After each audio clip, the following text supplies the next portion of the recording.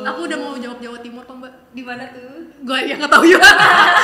Tapi kalau pas periode mudik jangan itu, Harap. Jangan coba, harapkan sih, berharap. itu- jangan Iya, coba-coba. iya.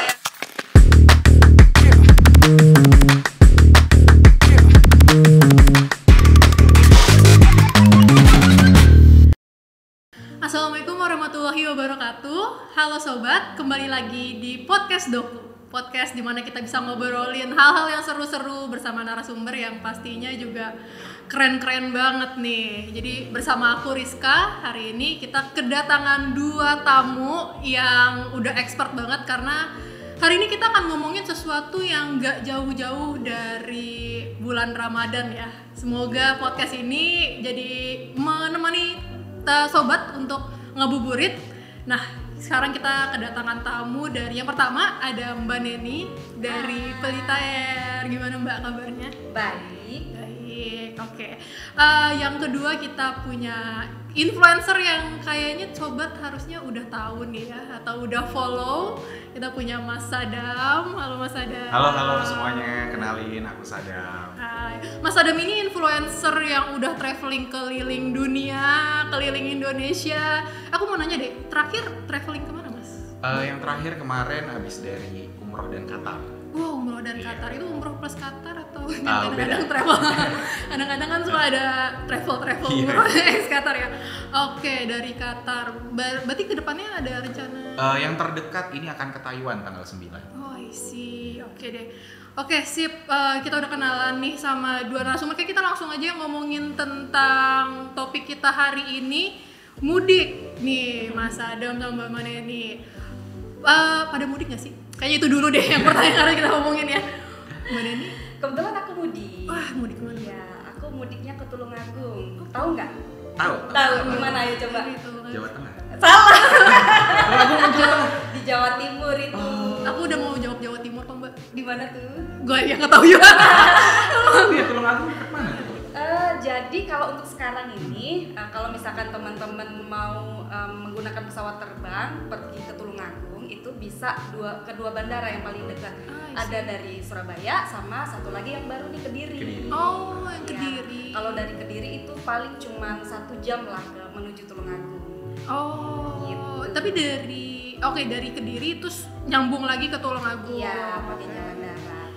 Oke. Nah, kalau dari Mas Adam nih. Nah, kalau aku nama kampung aku tuh Ciamis. Mungkin buat teman-teman yang belum tahu, Ciamis tuh daerah Jawa Barat ya. Gitu. Dia tuh dekat kota terbesarnya itu Tasikmalaya. Oke. Gitu. Aku juga orangnya pulang kampung banget. Gitu. Jadi memang setiap tahun tuh 1 tahun tuh 2 kali lah ke kampung. 1 tahun 2 kali. Naik Iya. apa Mas biasanya Mas? Kombinasi sih ya, kadang Oh, kereta, oke. kadang juga mobil gitu. Kayaknya lebih ke kereta mungkin ya. Stasiun. Iya, ada stasiun kereta ada pas banget dekat rumah di Ciamis. Oh, oke. Sip. Kalau aku sih aku malah nggak mudik. Sebenarnya Asli aku, sini? ya aku tuh sebenarnya mama aku orang Medan, tapi agak jarang soalnya keluarga pada di Jakarta. Oke. Iya, jadinya sangat ngiri sama anak orang-orang yang mudik ya, jadinya Udah jadi warlock ya di jadi sini? warlock di sini, tapi aku menikmati sepinya Jakarta aja. Oke, ngomong-ngomong tentang mudik ya, maksudnya itu tuh sesuatu ritual yang kayaknya khas banget gitu sama warga plus 62 ini, kayaknya semacam ritual yang kayak magic gitu yang harus dilakukan. Kayaknya aku mau ke Mbak Neni dulu deh. Kira-kira apa sih yang membuat mudik itu tuh spesial gitu ya di hati? Jadi mungkin aku cerita sedikit tentang Indonesia itu dulu ya. Indonesia itu kan adalah sebuah negara kepulauan, di mana konektivitas itu bergantung pada penerbangan untuk transportasi utama. Iya betul. Terus tambahannya itu bahwa budaya mudik itu sudah menjadi tradisi masyarakat Indonesia turun-temurun.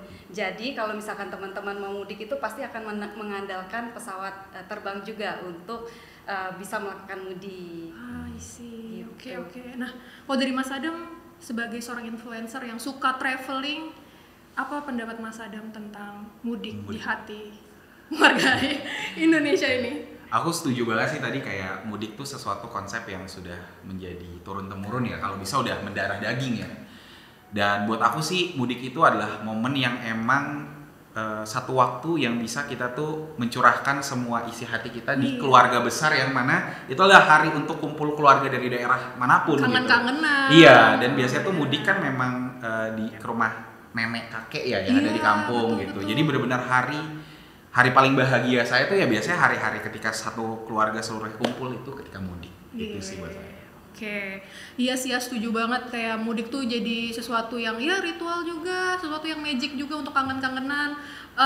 Dan tadi ngomongin tentang penerbangan nih ya, ada update terkini nggak sih, maksudnya kayak di teknologi yang serba gampang ini ya, kayaknya booking apa aja tuh sekarang gampang, booking pesawat, booking hotel.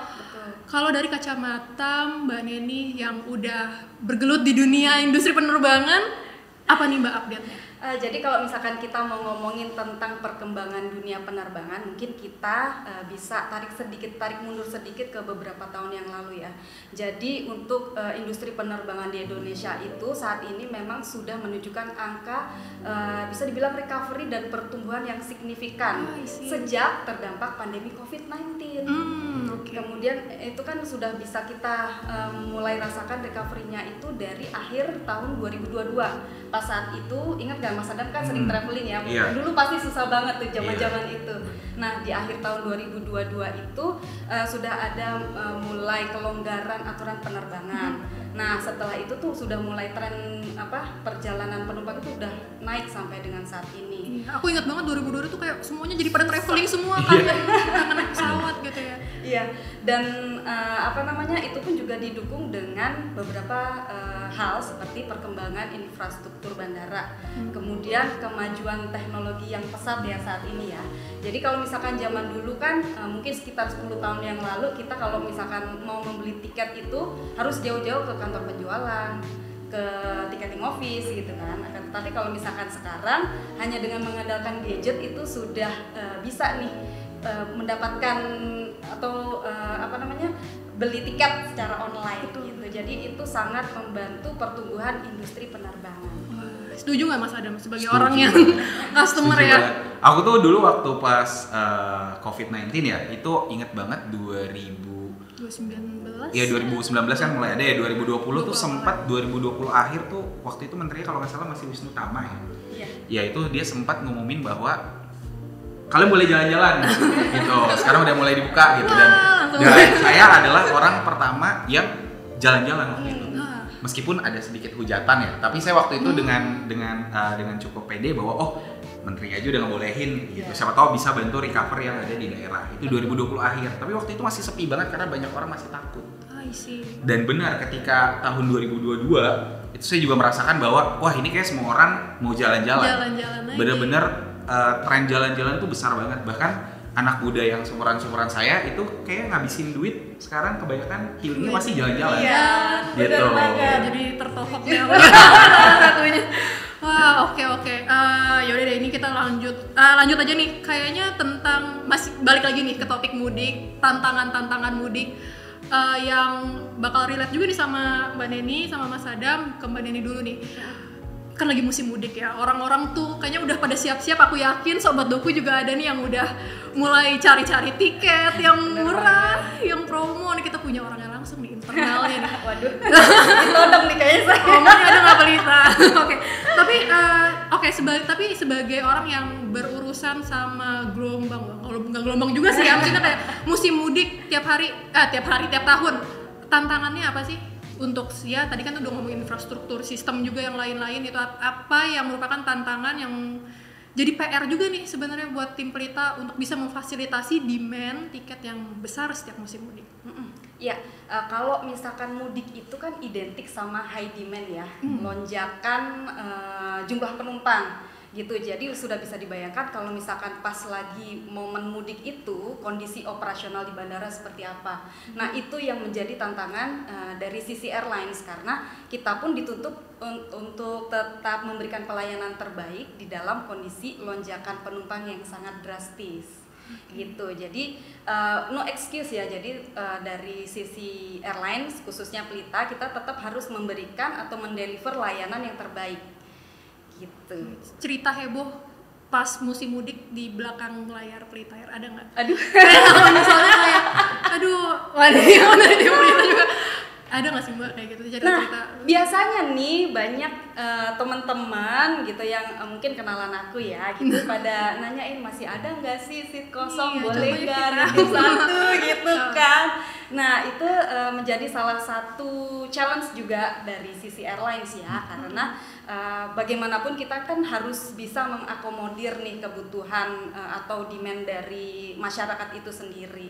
Paling itu aja. Nah dari segi mengakomodir dalam bentuk apa nih Mbak? Maksudnya untuk mengakomodir si demand tiket yang tinggi itu? Nah, memang kita sudah memplanning nih, misalkan untuk jadwal penerbangan kan pasti sudah kita rilis ya. Jadi betul.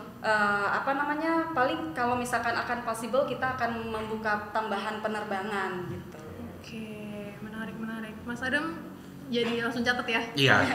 Biasanya kalau emang udah tahu wah nih mudik, bahkan kayak jauh-jauh hari tuh Hamin 2 bulan, Hamin 3 bulan tuh udah pesan tiket sih. Setuju. Karena emang tahu bahwa mudik tuh udah momen dimana semua orang ya mau pulang. Pada pulang semua Gitu. nyari-nyari, Jadi kalau iya. kita nggak cepet-cepet ya udah pasti habis. Iya. Sebenarnya Apalagi mungkin nggak habis tapi harganya yang itu juga. Itu juga sih gitu. Jadi emang semakin jauh semakin baik. Harga juga nggak terlalu kena lonjakan kan pastinya. Gitu. betul. Iya. Oke. Ya kalau kayak masih ke tim Mbak Nini dulu nih, layanan khusus lagi selain dia tadi untuk nge-prepare gitu ya lonjakan, ada lagi nggak sih yang khusus gitu, program khusus untuk menghandle gitu para pemudik ini? Kalau untuk layanan khusus, jadi gini, kalau misalkan teman-teman mau beli tiket penerbangan itu ada dua macam ya. Ada yang tiket perorangan, ada juga yang tiket grup. Kalau tiket perorangan teman-teman bisa mengakses melalui mobile apps atau website Pelita Air, bisa menghubungi kontak center Pelita Air juga. Tapi kalau misalkan teman-teman berangkat mudiknya mau rombongan nih, mungkin mudik bersama dari keluarga apa gitu ya, itu bisa pesen secara grup gitu. Jadi grup bisa booking kita ya? tuh melayani fasilitas grup booking juga. Minimal berapa orang tuh Mbak? Kalau untuk grup booking itu minimum 10 orang di dalam satu kode booking.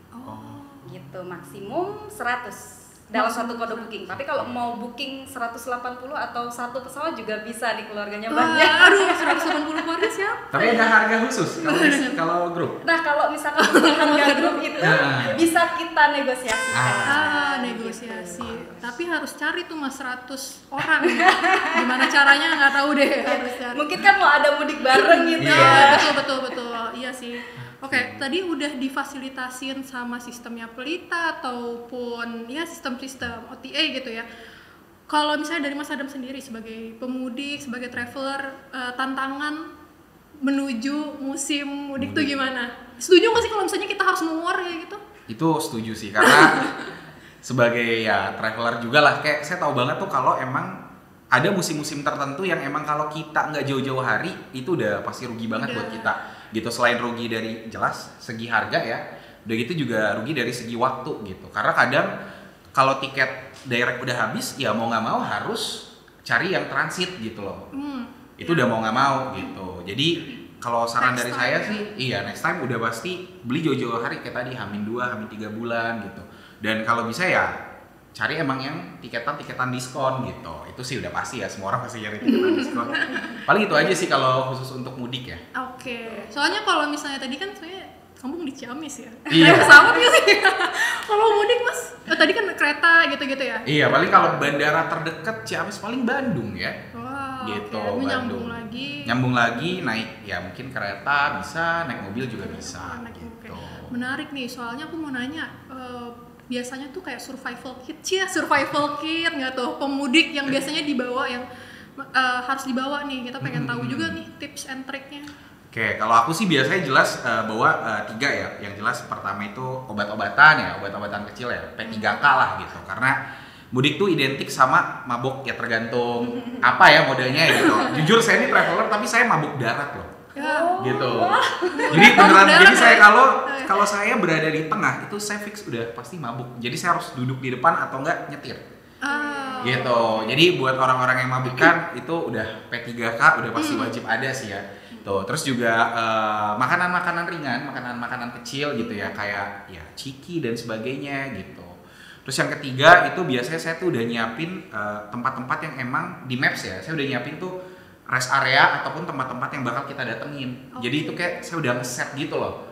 Gitu. Jadi nggak sembarangan kayak Yuk, berangkat yuk. ya berangkat habis itu kayak udah nemu aja enggak gitu. Karena itu emang kebetulan saya orangnya micromanage banget gitu. Jadi benar-benar harus sesuai lah Sedetail gitu. itu. Sedetail itu gitu untuk meminimalisir kayak kelelahan atau apa gitu. Karena kan notabene kalau kita lagi mudik itu identik perjalanan ya misalnya harus yang 4 jam aja tapi bisa jadi 8 jam. Iya.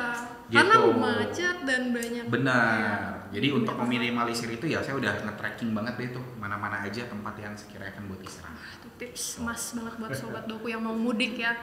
Nah tadi tips dan trik dari Mas Sadam. Tips kemarin kayak deg-degan, aduh ngomongin promo lagi nggak nih anak. Aku mau nanya dong tips dan trik ngebooking tiket nih. Ngebooking tiket. Ada nggak sih kayak ya apa ya waktu-waktu tertentu mungkin? Ya tipsnya lah dulu, tips secara garis besar untuk ngebooking tiket. Oke, tips untuk menghadapi mudik ya. Yap. Oke. Yang pertama mungkin kalau misalkan dealing dengan tiket itu khususnya untuk mudik, tips dari aku cuma satu.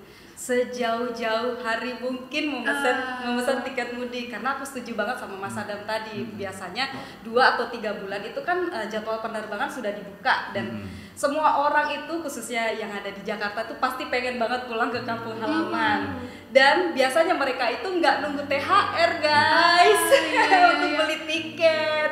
Jadi kalau misalkan sekarang teman-teman sudah punya plan untuk mudik, jadi better udah langsung beli tiketnya aja. Oke, jadi teman-teman yang mau pesan sekarang nih gimana nih menurut Mbak Neni? Ya nggak apa-apa. Nggak apa-apa, tetap Langsung mau ya. gas aja. Langsung gas, jangan ditunda-tunda sampai THR karena THR mungkin turunnya hamin 2 minggu. Benar. Sudah dipastikan untuk rute-rute mudik favorit itu pasti sudah lenyap, sudah gone gitu Sudah ya. gone, guys. Oke. Nah itu yang pertama. Kemudian ada tips and trik lagi kalau misalkan teman-teman berada di bandara nih. Yang pertama teman-teman bisa juga datang ke bandara lebih awal karena itu bisa mengantisipasi kepadatan yang ada di bandara, penumpang di bandara. Jadi kan kalau misalkan padat nanti pasti counter check-in-nya juga akan crowded juga kan. Terus kemudian yang kedua bisa menggunakan fasilitas seperti online check-in, mobile check-in dan juga kios check-in. Terus kemudian mencari tahu informasi nih terminal sama counter check-in maskapai yang bersangkutan itu ada di mana. Karena kalau enggak nanti misalkan teman-teman enggak aware harus muter-muter di bandara dulu nih. Iya. Apalagi di terminal 3 kan. Aduh, terminal 3 tuh. Benar. Ya, waduh. Ya. Ini malah Iya, capek sendiri. Terus satu lagi pas lagi di bandara, jangan lupa menyiapkan kartu identitas atau dokumen perjalanan di tempat yang mudah dijangkau. Karena kan sebelum masuk pesawat pasti nanti akan melewati security checkpoint ya Mas Adam ya. Nggak lucu nih kita lagi udah ngantri terus pas ketemu petugasnya kita harus bongkar-bongkar tas dulu. Gitu. Ngubrak-ngubrak. Benar sih, benar. Sebagai traveler itu bener banget. Benar. Udah paling jitu. Paling gitu. Tapi ada nggak sih dari Mas Sadam tuh ya tadi maksudnya untuk booking nggak mesti pas mudik ya, maksudnya kayak tips dan trik untuk mencari tiket murah. Aduh langsung ketahuan deh ya, kira-kira gitu deh Mas ya. Iya, kalau dari aku sih biasanya, nah ini juga kebetulan nih pas banget nih kan ada perwakilannya, jadi aku juga pengen nanya gitu loh. Soalnya uniknya nih kalau aku biasanya tuh pesen tiket ya, kalau domestik tuh beda sama internasional. Kalau internasional aku lihat tuh harus jauh-jauh hari, karena semakin jauh semakin murah gitu. Tapi kalau domestik kadang tuh pas mepet atau bahkan H-1 gitu. Itu malah lebih murah. Suka ada surprise ya? Iya, suka ada surprise. Kayak waktu itu saya juga pesan waktu itu pernah dari ya Jakarta Labuan Bajo gitu ya. Waktu itu pas saya beli H-3 minggu, oh lumayan harganya gitu. Rata-rata bisa 2 juta gitu.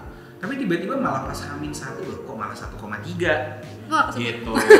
Terus dari situ saya nyobalah beberapa kali gitu loh, kayak H-1 loh kok murah gitu loh.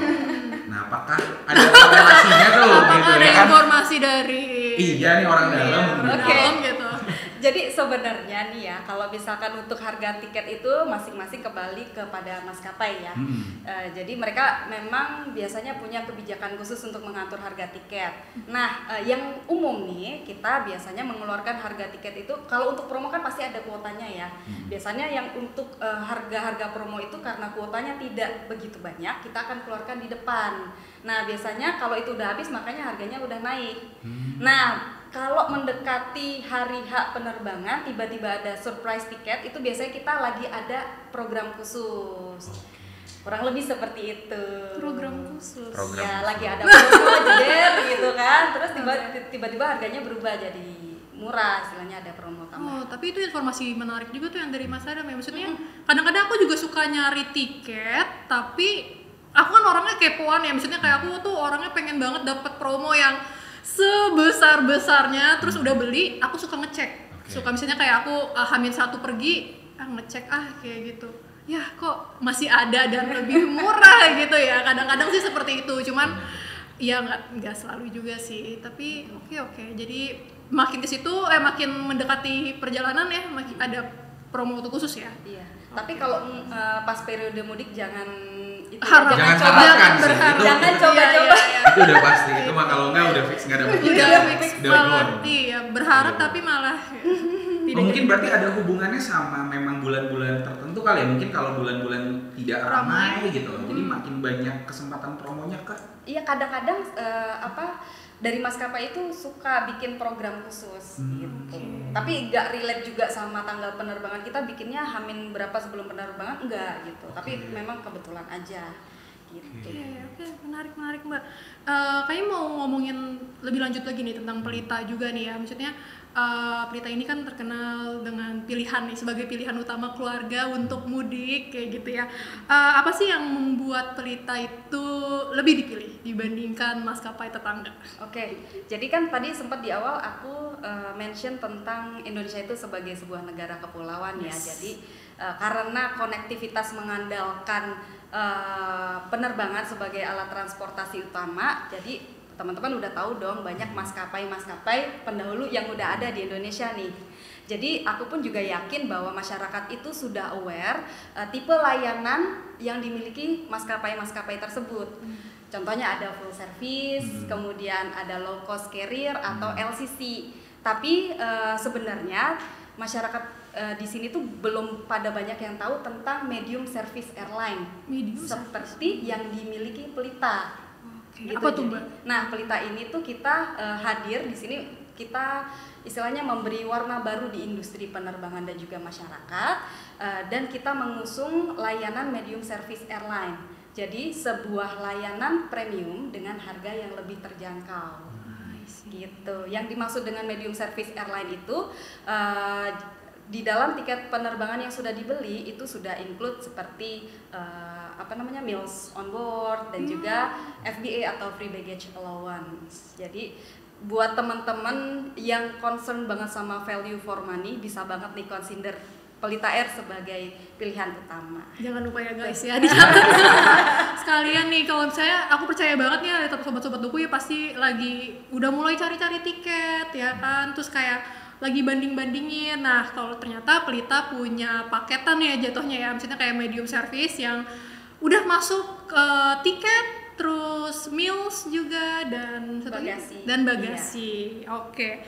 Menarik, berarti udah kayak harusnya udah nyaman banget sih ya masuk ke Pelita. Dijamin nyaman guys. Okay. Setuju, sebagai traveler saya setuju. Jangan lupa langsung beli ya Mas ya. Dia pernah juga. Oh iya, oke. Kemana Mas? Sorong waktu itu. Oke. Jogja waktu itu saya juga baru pertama kali lah pas buka, saya kaget ternyata Pelita ada ke Sorong. Iya. Gitu, dan ternyata harganya sangat amat kompetitif. Saya suka sekali. Jadi itu dia. beli langsung. Yaudah aku kalau misalnya ini kalau misalnya lagi cerita pengalaman, mamaku juga ke Jogja naik Pelita. Oh iya. Boleh banget. Oke. Thank you Los. Iya siap. Jadi ya tadi ya udah ngomongin juga tentang ternyata udah promo-promo. Nah Pelita ini kan berkolaborasi sama Doku ya. Untuk kayaknya cerita Mbak Nani aja deh yang ceritain kolaborasi Pelita sama Doku tuh seperti apa yang membantu sistem Pelita untuk melakukan reservasi booking dan lain-lain? Iya, sebelumnya kami atau saya mewakili dari Pelita Air itu berterima kasih banget sama Doku sudah mendukung kita ya. Jadi Pelita Air itu bekerja sama dengan Doku dalam hal penyediaan opsi pembayaran. Jadi untuk pembayaran tiket itu bisa lebih mudah melalui virtual account, transfer bank, kartu kredit dan juga e-wallet gitu. Jadi kolaborasi antara Pelita Air dan Doku itu adalah untuk mempermudah dan memberikan kenyamanan kepada pelanggan untuk bertransaksi tiket penerbangan. Gitu. Jadi keren banget sih Doku. Thank you ya supportnya ya. Langsung. Oke. Karena kan tadi ada yang penjualan apa ya, misalnya pembayarannya tuh jadi lebih mudah kayak gitu ya. Biasanya tuh orang-orang bayarnya tuh gimana ya? Atau gini dulu deh, aku ganti deh pertanyaan aku. Biasanya orang tuh pesannya biasanya lewat apa nih Mbak kebanyakan ya? Jadi untuk customer itu sendiri memesan tiket secara direct ke Pelita itu melalui mobile apps, website resmi, kemudian kontak center. Itu biasanya mereka akan mendapatkan semacam virtual account atau kode pembayaran gitulah. Nah itu di-support oleh Doku. Oke, dan jadi lebih mudah juga ya. Jadi lebih mudah jadi banget. Tinggal dikirim, Betul. terus tinggal klik dan bisa pilih metode pembayaran yang tentunya dimiliki sama customer ya. Jadi mereka nggak usah jadi ngedrop juga. Kadang-kadang kan orang suka kayak nggak ada pembayaran yang mereka punya, nggak jadi beli. Betul. Biasanya, betul. tapi karena udah pakai Doku semuanya udah aktif semuanya. Semuanya menjadi lebih mudah dan nyaman pastinya aman loh teman-teman. Oke. Kalau Mas Adam biasanya kalau beli tiket boleh di-spill nggak? Biasanya pakai mode apa? Oke. Dan pembayarannya juga seperti apa? Ya, biasanya kan karena sekarang udah zaman media sosial dan lebih banyak online ya gitu. Aku biasanya sih pakai OTA ya gitu. Karena selain lebih mudah juga tidak banyak menghabiskan banyak waktu gitu. Tadi udah di-mention juga ya. Ya udah tinggal pilih tiketnya apa bayar kelar gitu. Oke, tadi tuh aku mau nanya, tunggu aku cari contekan dulu ya.